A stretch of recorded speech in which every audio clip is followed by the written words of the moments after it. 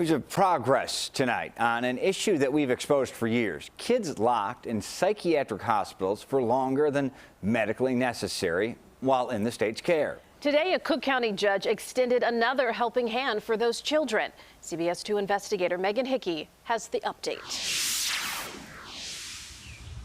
We're just being forgotten. We're just being locked up in these hospitals as if they were shelters or prisons, and they're just forgetting about us. It took a legal fight for CBS 2 political investigator Dana Kozloff to speak to this 17-year-old boy about his psychiatric lockup that lasted 67 days longer than it should have. It's actually giving me more anxiety. We discovered it's a problem that impacts hundreds of kids across the state. The number of kids in DCFS care who have stayed in psychiatric hospitals longer than medically necessary has more than quadrupled since 2014. The latest data shows that in a single year, more than 350 kids were in that boat. I think just being isolated more than usual is a huge problem. Kim King with the court-appointed Special Advocates of Cook County knows the problem well. A lot of the children suffer from developmental disabilities and have experienced severe trauma in their life, and this only exacerbates it.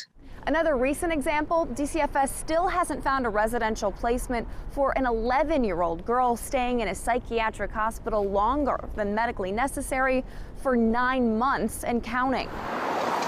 But today, a Cook County judge extended the child advocacy services of CASA of Cook County, automatically assigning those advocates to foster children who are in psychiatric hospitals past the time of their medical clearance. We can reach out to family members, we can build relationships, and we can certainly have relationships with the children who are in these institutions for a long period of time. King says this is a very positive update, but at the center of the problem is the need for more residential beds or foster homes in the state. I think the funding is a major issue, because if we don't put the resources on this back end of the system where we are right now, it's just going to be another revolving door.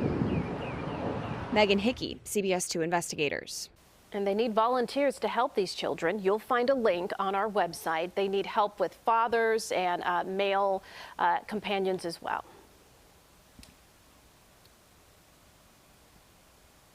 To see Megan's investigations on a host of issues involving DCFS, download the CBS Chicago app and look for the Investigators tab.